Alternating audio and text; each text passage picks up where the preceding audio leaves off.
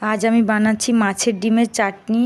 অনেকে মাছের ডিম আঁশাটি গন্ধ করে বলে খায় না, তাই আঁশাটি গন্ধ দূর করতে আমি আজ কী ব্যবহার করব তোমাদের বলে দেব। চাটনির জন্য প্রথমে মাছের ডিমটাকে ভালো করে ধুয়ে লবণ মাখিয়ে নিয়েছি। আমি 50 গ্রাম মাছের ডিম নিয়েছি। তারপর একটু হলুদ দিয়ে দেবো, একটু কাঁচা সর্ষের তেল দিয়ে ভালো করে ডিমটাকে মেখে নেব। ডিমটা মাখা হয়ে গেলে কড়াইয়ের মধ্যে একটু সর্ষের তেল দিয়ে তার মধ্যে ফোড়নে শুকনো লঙ্কা ও সর্ষে দিয়ে দেবো। ফোড়ন ফুটে গেলে তার ভেতরে মাছের ডিম দিয়ে দেবো। মাছের ডিম দিয়ে ভালো করে নাড়তে থাকবো।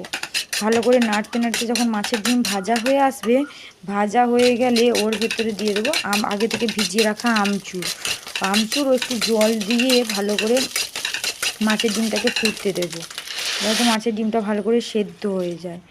সেদ্ধ হয়ে এলে ওর ভেতরে 2 চামচ চিনি দিয়ে দেবো। আর কিছু সময় পরে একটা ছোটো পাতিলেবুর স্লাইস কেটে ওর রস ওর ভেতরে দিয়ে দেবো, যাতে আঁশাটে গন্ধ না করে।